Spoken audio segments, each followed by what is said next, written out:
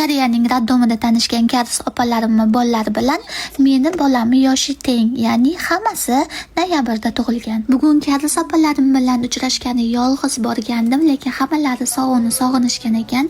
Shuning uchun bitta mashinada hammamiz Sovuni bog'chasidan olib ketgani keldik. O'zi ham 40 minutli yo'l, lekin Karis opalarim Sovuni sog'ingani uchun hammamiz birgalikda keldik. Sovuni bog'chasidan olganimizdan keyin yana uchrashadigan joyimizga, ya'ni 40 minutli joyga qaytib ketdik. Hammamizni bolamiz raddomda, ya'ni bitta xonada qator yotishgan. Shuning uchun hammamiz yaqindan tanishib olganmiz va tez-tez shunaqa ko'chada uchrashib turamiz. Siz ham raddomda tanishgan insoningiz bilan aloqa qilib turasizmi? Kommentariyaga yozib qoldiring. Shunaqa qilib maza qilib o'ynab yana ovqat yegani kirib ketdik. Bu yerning oshxonasining ovqatlari juda ham maza ekan.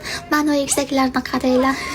Juda ham shirin. Kolyaskada sudrab yurgani qiynalaman deb shunaqa chemodanni ichiga solib yurishar ekan. Lekin men Sovuga bunaqa narsa olib bermagan bo'lardim. Shunaqa qilib ovqatimizni yeb bo'lganimizdan keyin yana kofe ichgani ko'chaga chiqib ketdik. Biz shunaqa bolachalar bilan o'ynab turganimizda bitta Karis opam kofe sotib olib keldi. Shunaqa qilib kofe ichib yana ozgina g'iybatlashdik. Karis opalarim bilan uchrashib juda ham maza qildim. Ayniqsa Sovuq ham oshnalar bilan o'ynab rosa maza qildi. Karis opalarimni hammasini uyiga jo'natib, endi bizni taksi tutib jo'natib olishyapti. Koreyada oqibatli kuchli insonlar ham juda ko'p.